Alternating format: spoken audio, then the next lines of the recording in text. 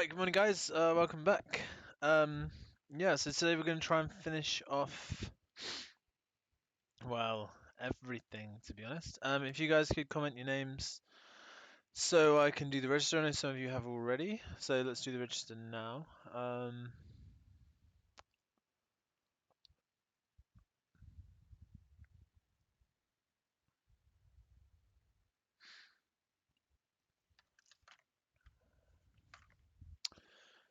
So,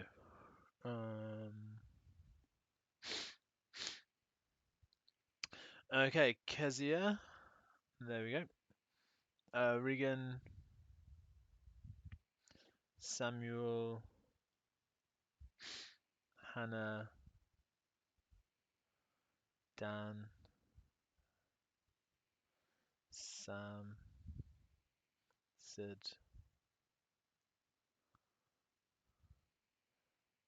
Dan's here again, cool. Casper, Samuel. Cool. Isaac, Frank, Carrie, Lottie, Sam, Zach, Will, and Joseph. Zach, you're here. Cool. Good. Anybody else? Still missing a few of you.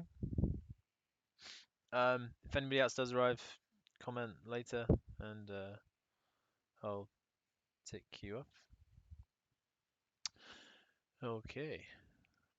So the plan is to finish correlation regression today, and then tomorrow do a bit of practice on it, and then start working our way through a past paper, an applied past paper, so we can revise stats and mechanics and get those kind of done and dusted. Cool. So most of today is going to be looking at stuff we did last year on correlation and regression. So we're going to start off with a bit of a recap. So correlation, it's all to do with two variable data. So I don't know if you saw there, two variable stats. So everything up to now, really, we've been looking at one variable. Now we're looking at two variables. So it's how two different values or variables affect each other. So correlation is a measure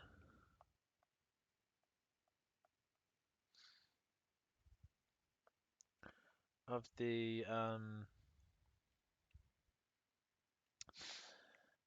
let's say that differently. A measure of how linear the data, or how linear the variable, how linear the data is. Yeah. And it kind of tests like the association between the two variables. So a measure of how linear the data is. And our measure for correlation is the PMCC, or the Pearson's product moment correlation coefficient, as you can see there. And we have R values between 1 and -1, which basically state how closely it resembles a line.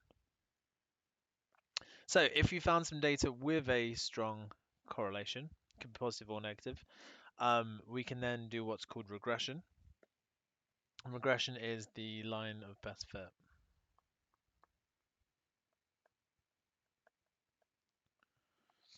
For data, and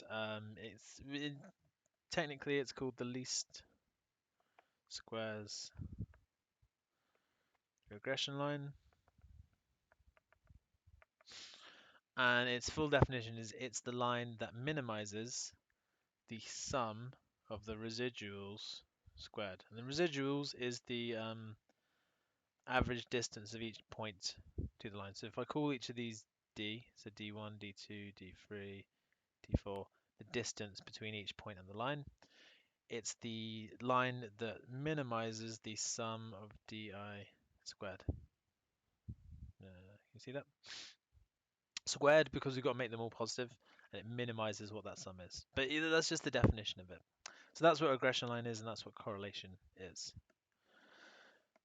So, a few different types of correlation, and this should all hopefully should ring a bell from last year. So we looked at perfect positive correlation, which is when R is 1, and you can see there we've got some data points in a perfect line. Then I've gone for strong positive, where the points are still in a line, but there's a bit more noise in our signals, a bit fuzzier. So we go for 0.8 as our Pearson's product moment correlation coefficient. R is 0 would be no correlation, so you can't really see a line in that data at all. Perfect negative would be R is -1, and strong negative, I've gone for R is 0.75. So I've made it slightly less than the 0.81 because I feel this one is slightly less correlated than this one. You see the data kind of spreads out a little bit more. All right. So we also looked at the that website last year. Where is it?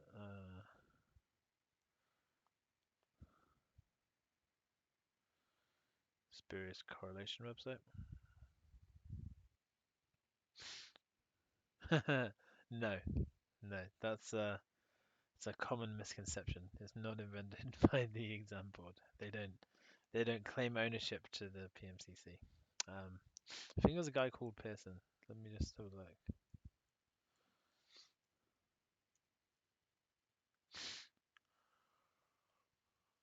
Oh,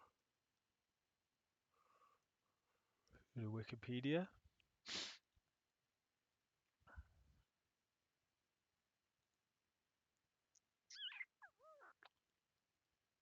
Naming and history. It was developed by Carl Pearson in the 1880s. There you go. So no, it's definitely not from the example. Anyway, so there's this website that shows you some different data correlations. You probably saw this last year. But this is just to show you the point. Even if data is correlated, it is not necessarily that one variable caused the other variable. So it's quite a fun website with loads of weird correlation statistics. But yeah, just because data is correlated, it doesn't imply causation. So we kind of use this mantra: correlation does not imply causation. Yeah, just because one variable increases with the other doesn't mean that one causes the other to increase. So bear that in mind.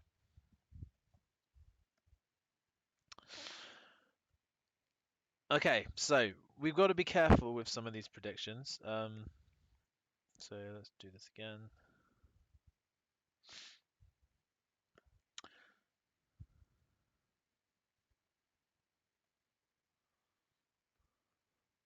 So say we had some data. There we go. And we found a line of best fit for this data. And we found it in the form y equals a plus bx. We are allowed to use this to predict x values basically between these 2 points. That's where our data is. We can predict safely y values from the x values in these 2 points. So predicting or predictions inside the range of the data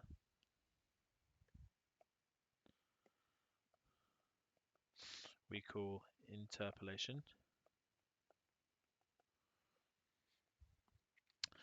But what we could do, maybe risky, is to predict stuff outside this range. So if I try to predict something up here or down here, I would be assuming that this part and this part of the graph are on the same line.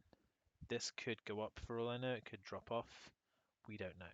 So predictions outside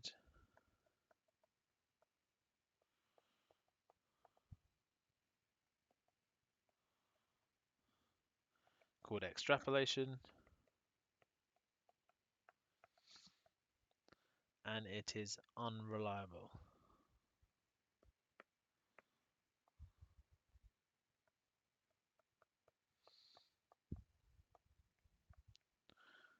Because you're assuming a trend and you don't know what the trend actually is. Okay, the other thing that you've got to be careful about is this thing I've written here in text. So the line y on x can only be used to predict the y values for given x values, not the other way around. So in this example here, if we found the equation y equals a plus bx, we are allowed to put in an x value and get out a y value. So we can put in an x value into the equation, find a y value. That is okay. We can use x to predict y. We can't do it the other way around. We are not allowed to go from y to x. That is not okay. And the reason we can't do that is because of what variable causes the other one. So we say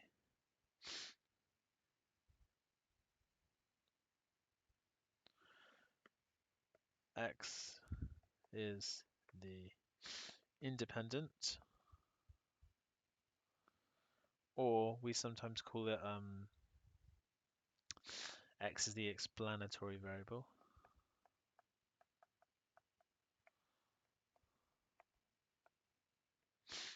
What that means is that x is the thing that causes the change, and then y is the dependent,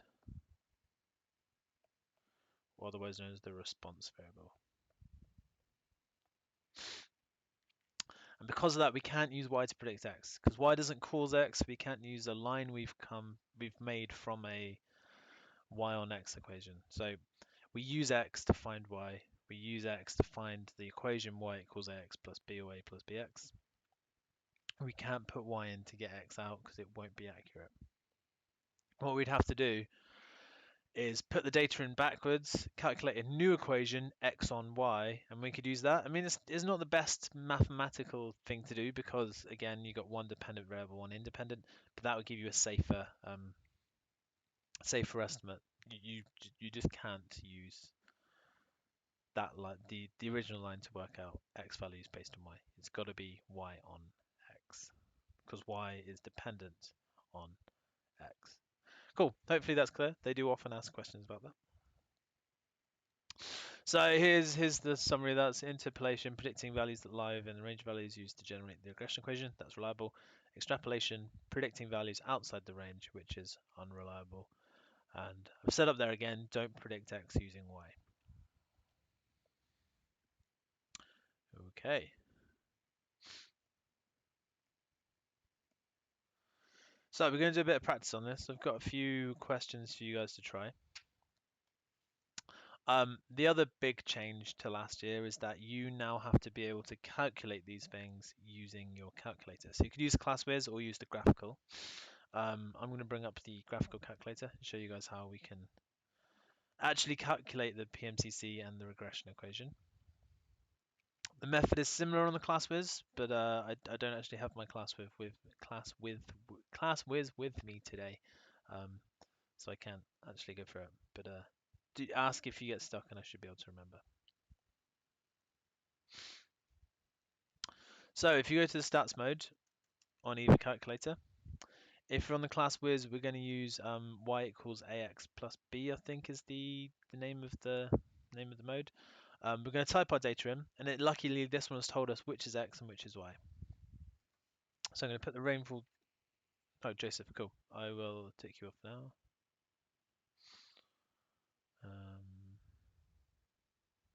Cool, done. If you just maybe rewind the video and just watch it from the beginning, you haven't missed too much. It's up to you. I would make sure you watch the rest of it in a minute though. So we're going to put the data into the calculator. So 2.2 is our first value.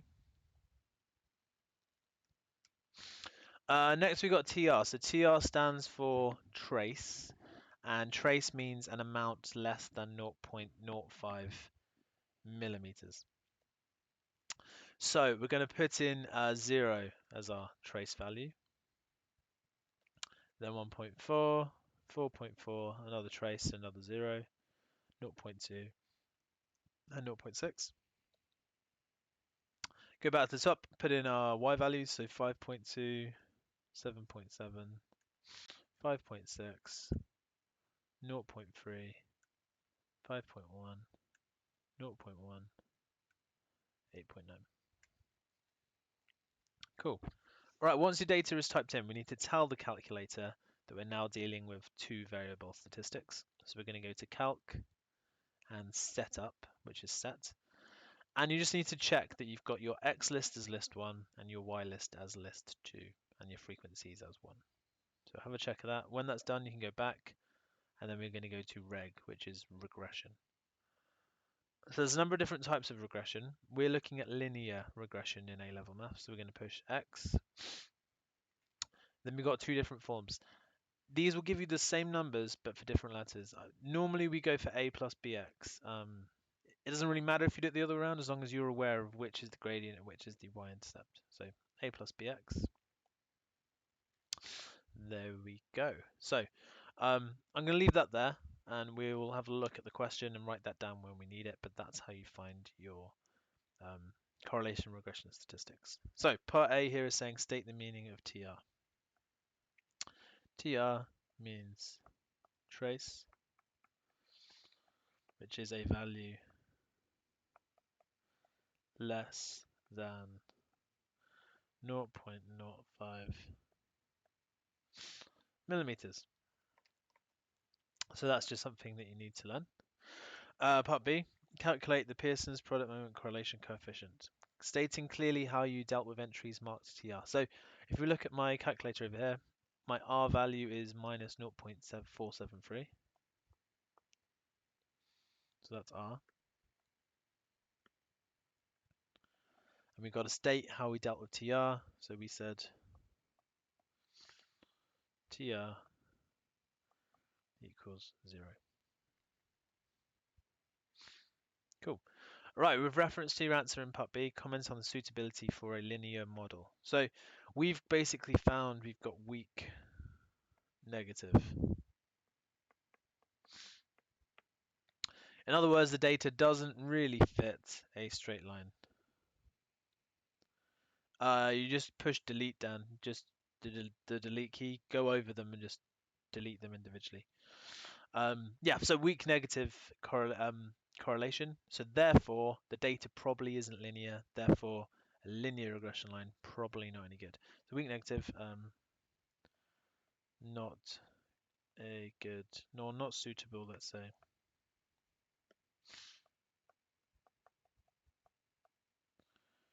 For regression.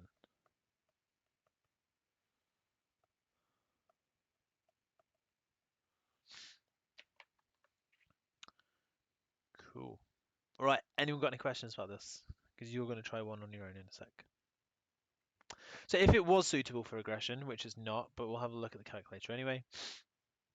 You can see we've used the line here, y equals a plus bx. It's given us a, it's given us b. So my intercept is 5.949, and my gradient would be minus 1, basically. But because it's weak negative, that line is probably not very good.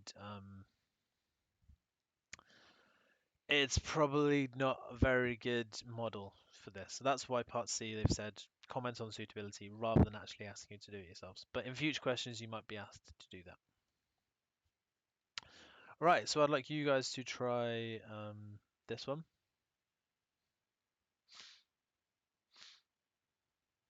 And they found the line for you, so that's good.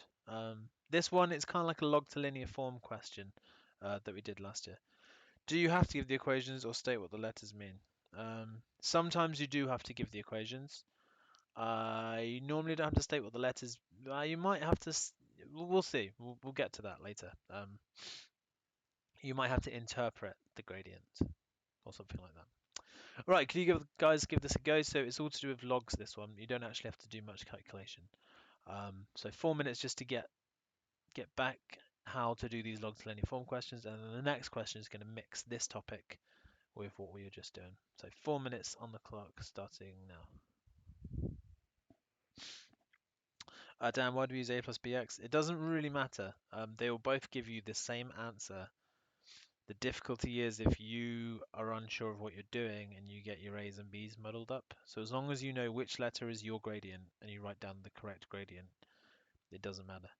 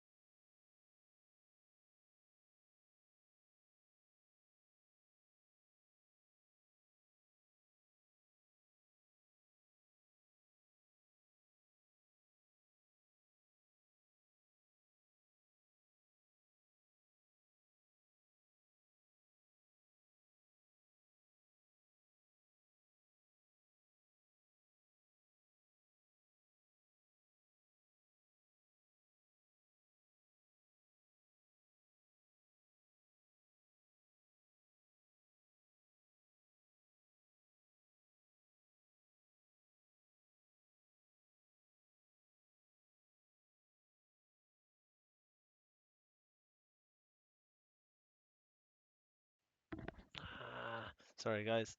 Yeah, we're trying to turn the exponential equation into a line. So we're going to log everything. So I've logged both sides. I then use the addition rule to split the brackets up into two terms, and I'm going to use the power rule to bring the t down. So now we've got a line equation. So if I compare my two equations, they've told us that y is log d and x equals t. Up there. So I know that this is y equals log a plus x log b. And if I compare these two, we can say 0.635 is going to be equal to log a, and 0.0334 is going to be equal to log b. So just by comparing the bits there, we can work these out. Okay, so we say log a is minus 0.635 and log b is 0.0334, and then we're going to use logs to logarithmic to exponential form. So I can say a is 10 to the power minus 0.035. That should be a 6, 0.635, and b is 10 to the power 0.0334. So if we work those out, I think I did it earlier. Maybe I lost it. Maybe that was yesterday. So if we work those ones out, we get 10 to the power.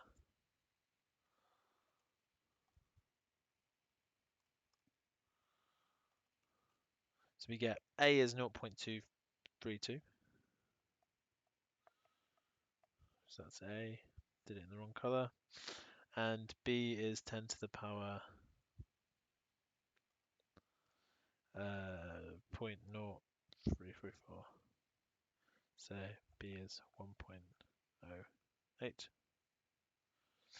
So there's my values of a and b. Okay, part B of the question, explain why this model is not reliable for estimating the amount of dry residue produced when temperature is 151. So 151, if you look at our original temperature values, they go from 38 to 94.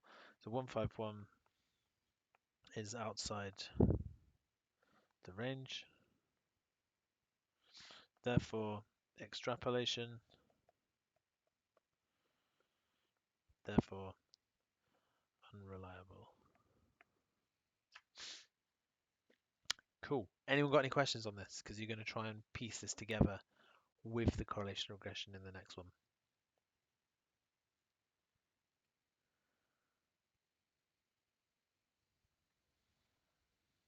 Cool, think you're right. So, it's a 3-mark question, but I've added on part C, D, and E crudely at the bottom, as you can see. So, I'm going to give you guys, I think, let's say 7 minutes to do this, because it is a little bit more than it was meant to be. So you're using calculate to find the PMCC, commenting on the suitability of regression equation, using it to predict the rainfall, and then commenting on the reliability of your answers. So give this one a go. 7 minutes starting now. And comment if you need help, and comment your answers when you've got them.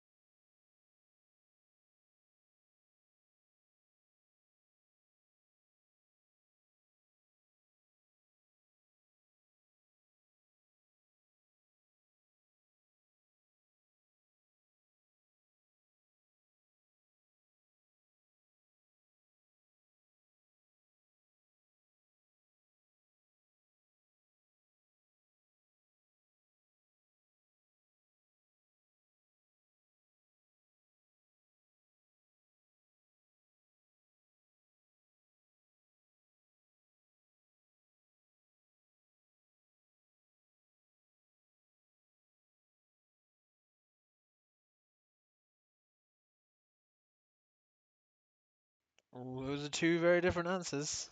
Um, and have another look at it because Regan and Dan agree, and I think they might be right.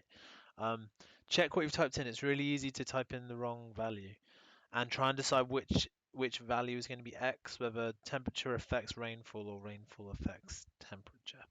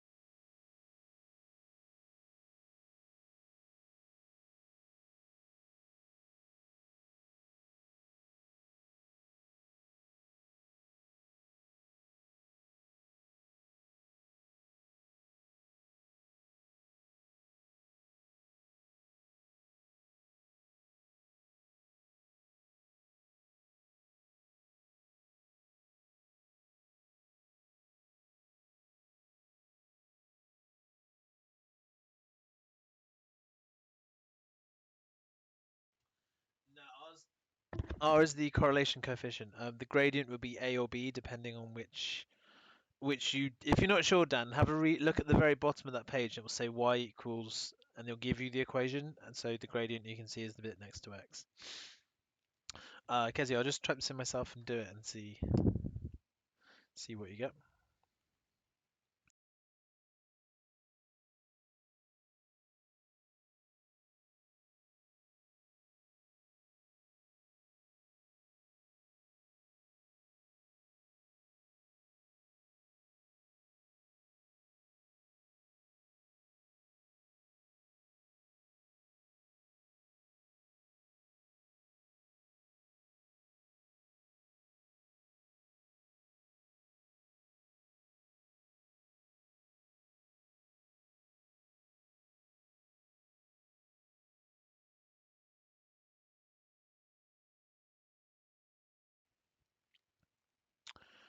Yeah, Kezi, that looks good to me. I think your answer's right for that one.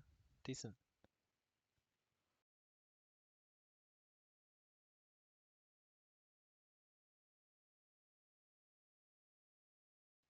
I'll give you guys an extra 2 minutes because I think some of you are getting close to finishing it off, but yeah, it might be a bit ambitious. So 3 more minutes to try and finish this.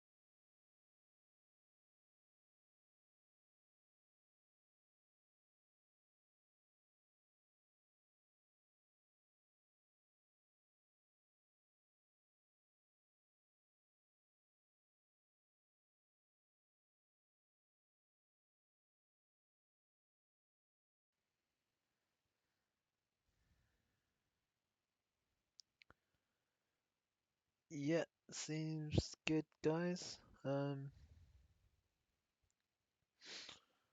Sam Stevens, your second one looks slightly out. Just check you typed it in right. All your line equations are gonna be different, but I don't know. Maybe there's only 0.05 out. Yeah, yeah. Don't worry about that. If they're slightly rounded, that's fine. Cool. 30 seconds, guys. See if you can finish it off with the reliability of your answers.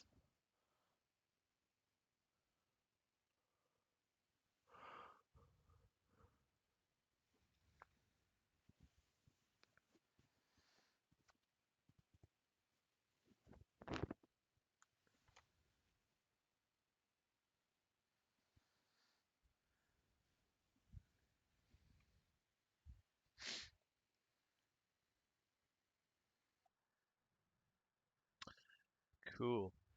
All right. So yeah, well done, those of you that got everything finished off. That's really good.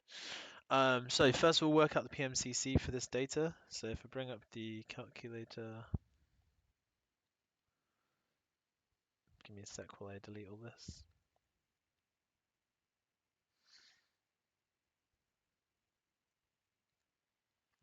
So we got 18. Oh yeah, that's the other one while I'm doing this. Always have a check which you think is X. Normally they do give you X as the top row. But it's worth thinking about. So they're basically suggesting that temperature affects rainfall, and that is true. The hotter it is, the more obviously the more vapor is going to be, the more water vapor is going to be evaporated. Also, it's going to affect when it rains. So yeah, temperature does affect our rainfall. Where we at? 32, 28, 63, 22. Cool. Right. So we're going to go to a plus bx. There we are. So my R value, my PMCC, is minus 0.83, which suggests strong negative. So a linear regression line is suitable. So strong negative.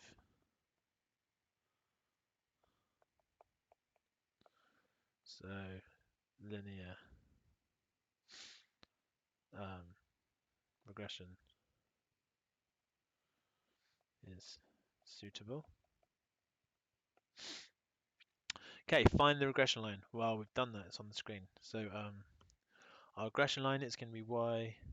Well, maybe we should use our values properly. So we'll say f, the rainfall, equals 116.74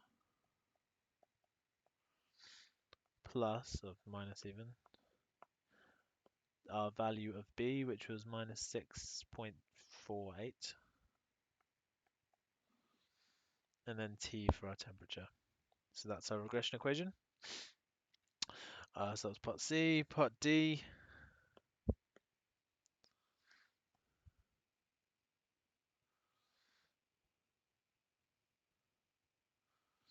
So that's right. If you have to go back and rewatch it, go for that. It doesn't matter too much if it's not live.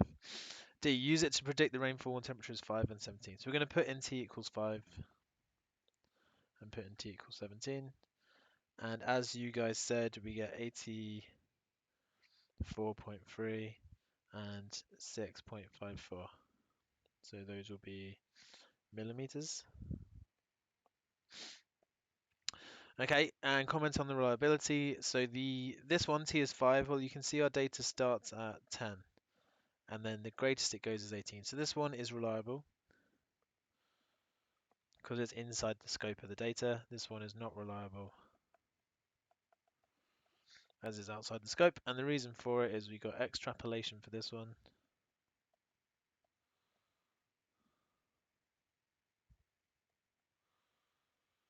And we got interpolation.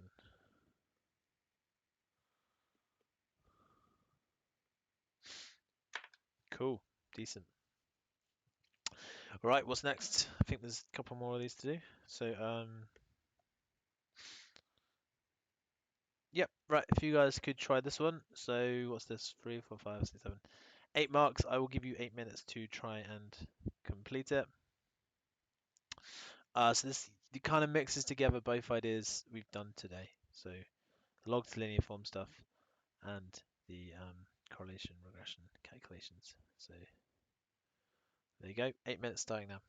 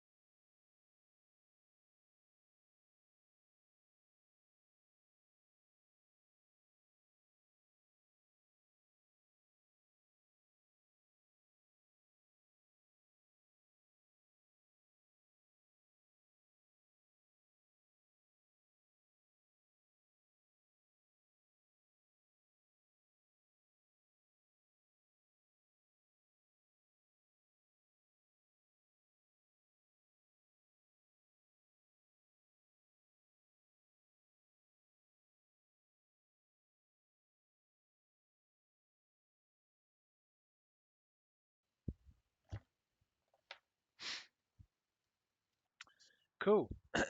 All right, let's go through this one then. So logging all those values, we should get. Let me just scroll up on my calculator.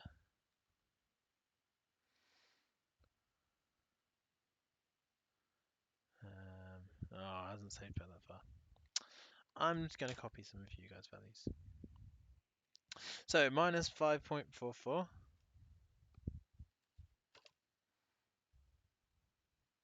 Really? No, it must be 5.44. Yeah. 5.44. 3.71. 2.83. 1.95. And 0.693. Thanks for that, Regan.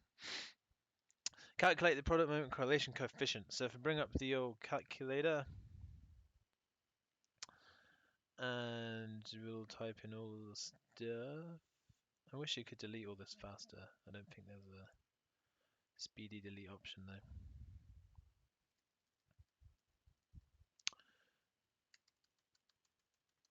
Cool. Right, so we got time 1, 2, 4, 5, 7.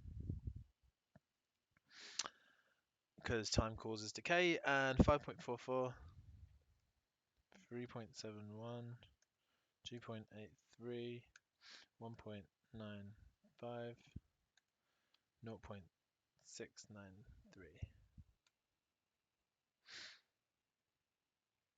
Did you not get those values down? Right, let me check. Sorry, Regan, I'll just quick check this one. So you got log 231. Ah, yeah, these values I do not agree with either.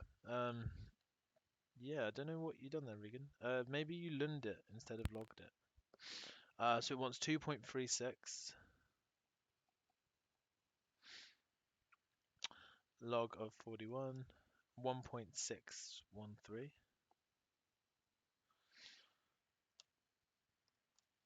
0.60, 0.7, maybe not, yeah, 0.7, and 0.85. Yeah, let's have a check through those.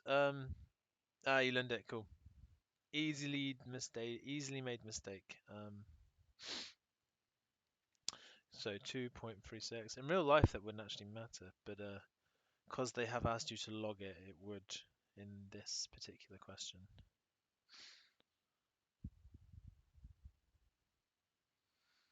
That doesn't seem right to me. Log of 4. Oh, I did no. I've logged the wrong things. Halfway through, I changed what I was doing. Sorry, guys. Ignore the second half. Oh, this is going badly today, isn't it? Let's get rid of those. You're going to pick up on that in a sec, I bet. So log of 17 should be 1.23. Log of 7, 0.85. And log of 2, 0.3. That's better. Cool. 0.61, 1.23. Nope. 0.85. 0.3. Cool, I think you will agree now, Dan. I know there's a bit of a lag, so that's probably what's going on. Yeah, Regan, it will give you the same. You'd probably get the rest of the question right, but you would lose the marks for part A because you haven't logged it, you've learned it. It's slightly different. Okay, so work out my correlation coefficient. There we go. And we get 0.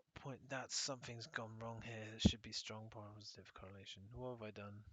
85. That should be 0.85. At least I can spot it. That's all I'll say. There we go. That's much better. So R equals minus 0.98. So that's extremely strong. Thanks, Dan. I did notice, but not straight away.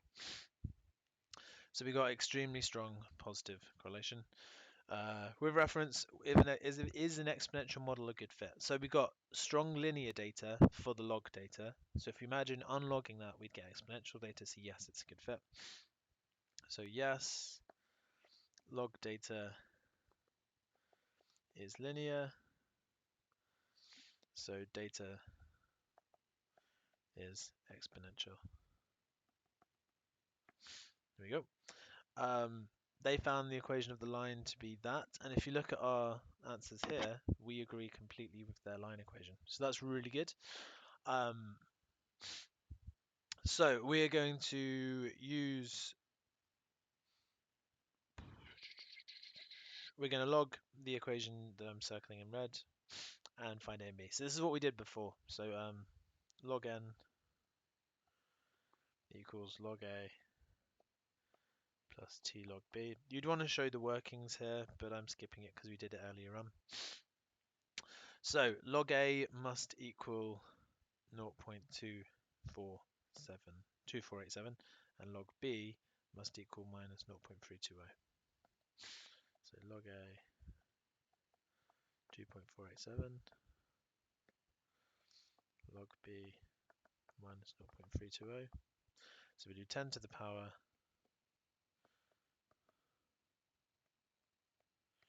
is B, and 10 to the power equals A. So I'm going to do that on my calculator just to save some time, not type it in on the screen. So 10 to the power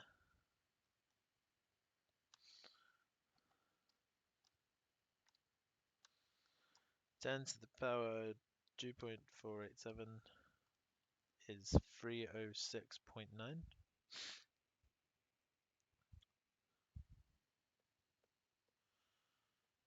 Is A there? Cool. And B, change that power to minus 0.32. And B should be 0.48.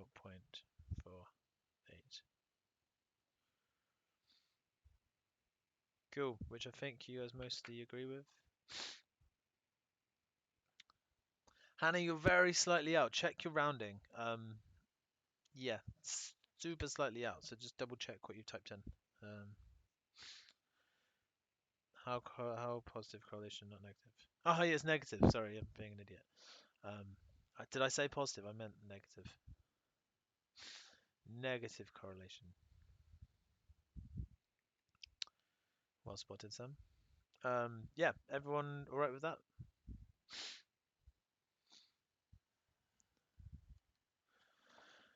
So that leads us up to the next topic, which is hypothesis testing for zero correlation. So with every hypothesis we've done, with the other two hypothesis tests we've done so far, they're all kind of the same. We take a sample, we test a parameter of the sample, and we try and see whether it's likely that parameter represents the population. So with binomial, we tested the probability of success. We tried to see if the probability of success for the sample was representative of the probability of success for the population. For normal, we did the same thing again. So we tried to test whether the mean of the sample was representative of the mean of the population. And for this topic, we're going to test, does the PMCC, does the correlation coefficient for a sample indicate a linear relationship in the population? So it's the same idea. Every time we're testing parameters of the population of the sample to infer things about the population. So we've still got one-tailed and two-tailed tests. Skipped too many there. The one-tailed test, we've got null hypothesis, rho is 0. Now, rho, you guys, we haven't seen before in maths. Rho is just another letter for R, which is the PMCC. Why do they use a different letter? Well, it's the same reason they use mu instead of x bar. It's just Greek letters for population parameters, and there's quite a few more of them. But yeah, so we use rho. So one-tailed test, our null hypothesis is always there is no correlation. Our alternate hypothesis might be the correlation is negative or the correlation is positive, depending on the question. For a two-tailed test, null hypothesis, row is 0, so there's no correlation. Alternative hypothesis, there is correlation. So it's just simple as that. Row is 0, row is not 0. So that's what we're testing.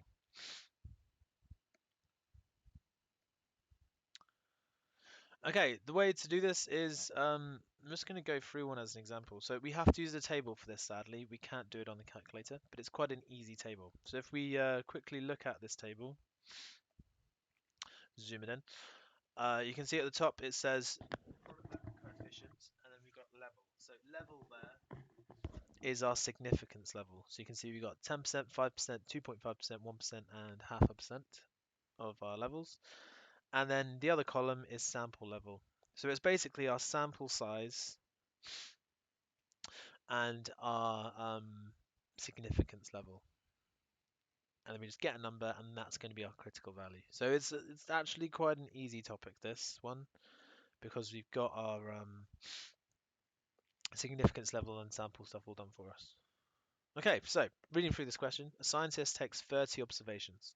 So my sample is 30 of the masses of two reactants in an experiment. She calculates a PMCC of R is minus 0.45. And this is all for the sample. So everything at the moment is a sample test. The scientist believes there is no correlation. So H0, row is 0.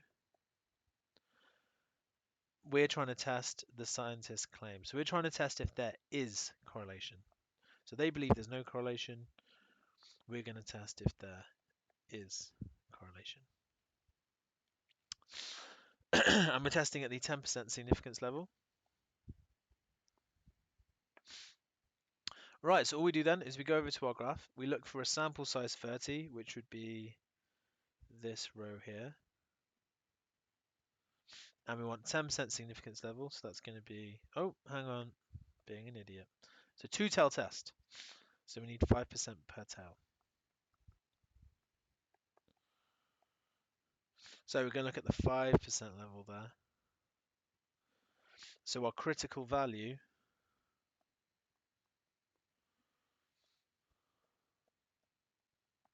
is 0.3061. Now, because we're testing if there is or isn't correlation, we need to test if there's positive or if there's negative. So our critical value is actually going to be plus or minus that depending on what we're checking. So for there to be correlation, her value for the PMCC just needs to be more correlated than the value we read in the table. So we can say minus 0.45 is a stronger correlation than the critical value. So it's less than the critical value minus 0.3061. So therefore it's critical. Therefore critical. So we're going to accept H1. And then we say the whole thing, there is evidence to suggest that there is a correlation between the masses of the two reactants. So let's write that nice and big. Evidence to suggest correlation, or we could say association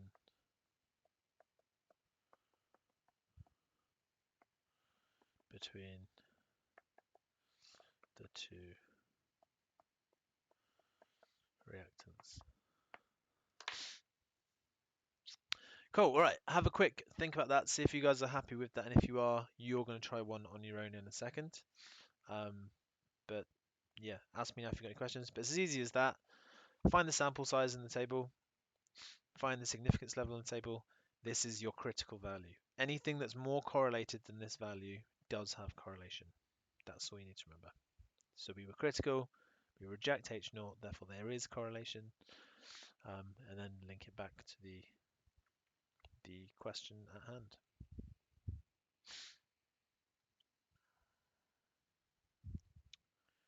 All right, let's move on. Oh, hang on. Do they give table questions? No, you need to go to the back of the formula book. I've given it in questions because we're on a slide, but it's in the formula book, so don't worry too much about it. Okay, so you guys are going to try this one here, which is question 6. So similar idea, still got a scientific researcher. Um, this time she's looking at solvent and rates of reaction. So if you guys could give this a go, I'll give you 5 minutes to do it. See how you get on.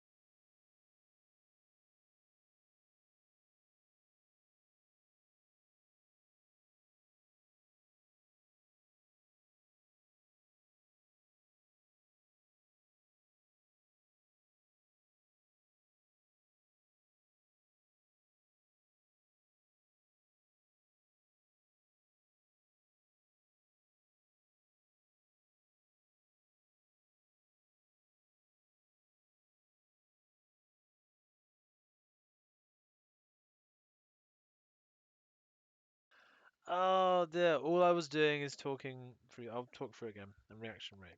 That's what I was saying there. So easily done every single time. Anyway, so sample size is 15, so I've looked for 15 as my sample. It's a one-tailed test because it says negative, so we know they're just testing for negative. So we're looking at the 5% level, which is here. There's our value. We can use a negative version of that because it's negative correlation. Compare that to our correlation, and ours is less critical. So ours is less correlated. It's not a critical value. Evidence suggests no correlation between the solvent amount and the reaction rate. So link it back to the question. Cool. All right. Good. I'm doing pretty well for time today. Oh, there's one more here. Spoilers.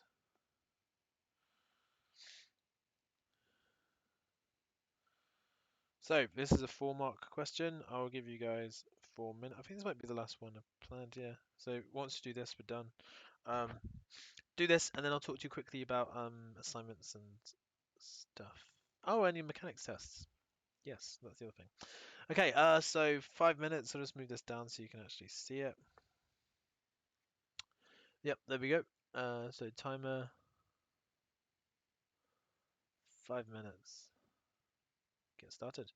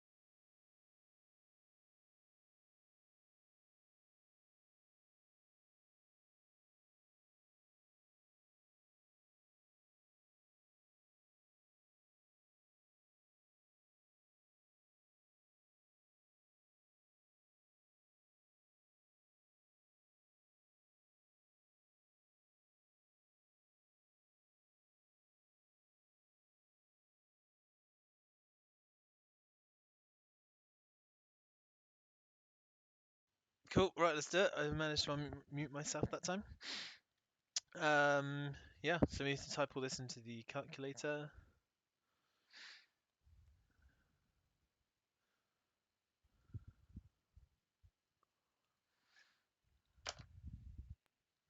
So we got 92, 93, 91, 82, 91, 100, 100, and 2,500, 1,500, 2,700, 2,900, 2,200, 1,000. Cool. Let's get to me. A plus bx. So correlation coefficient I make to be minus 0.846.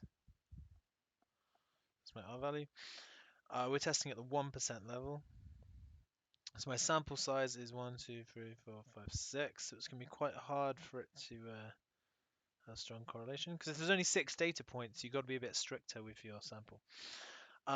So test at the 1% level. What's their claim? They claim negative correlation. So H0 row is 0, H1 row is less than 0. So our critical value, 1% level, is there.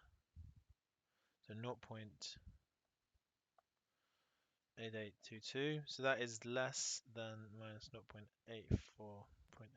So it's not critical.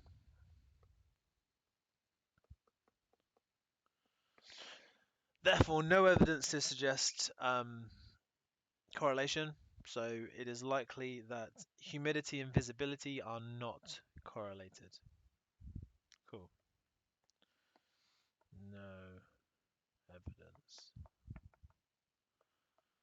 to suggest correlation. Run out of space between humidity and visibility. I don't think it does, Sam. I think that's just to show you where the battery sign would be. Greater than or equal to 0. Why is H0 not greater than or equal to 0? Because we're always testing whether there is or isn't correlation. So we're not testing, is it great, is it positive or negative correlation? We don't care about that. We just care, is it correlated or is it not correlated? So that's why. Cool. Any other questions, guys? We're finishing a bit early today, but that's fine. So tomorrow we're going to do a bit of revision on all of the types of hypothesis tests so that you've got all 3 in front of you and you can spot the difference. And then we're going to do some past paper questions on statistics and probably next week mechanics. I've marked your mechanics tests. There are some very good results in that actually. So if you guys want to go over it, send me a Teams message and we can do that near the end of tutor, and I will this afternoon email each of you your actual marks. But if you do want to go over it, let me know and we'll do a one-to-one video chat and I'll just flick through the paper and tell you what you got wrong. Cool. Anyone got any other questions before I let you go?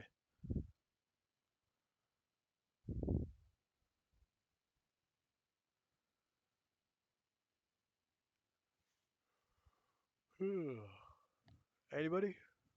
You were good.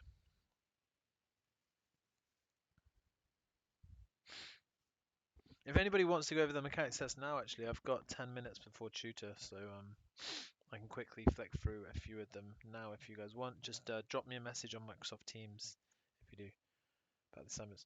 Oh yeah, so just make sure you're uploading the assignments onto Moodle. Some of you have done 3 or 4 of them now, which is awesome. You do need to get all of them finished off when you can. I guess the urgency is less than it was, but get those done just so you've done all the assignments and upload them all onto Moodle. Some of the Moodle, I know 'cause you type in the answers, Moodle then tells you if you're right or wrong. Some of those, take those with a pinch of salt.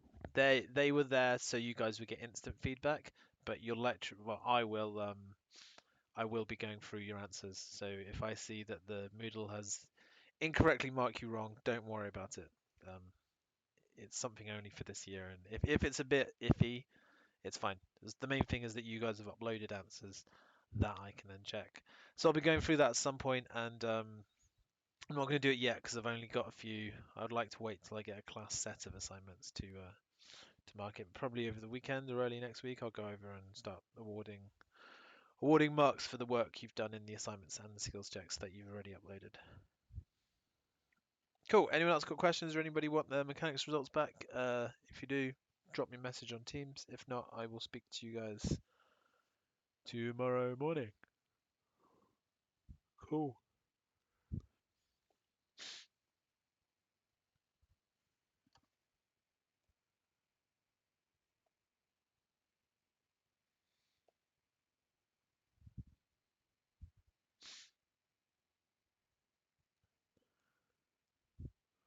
Cheers, guys.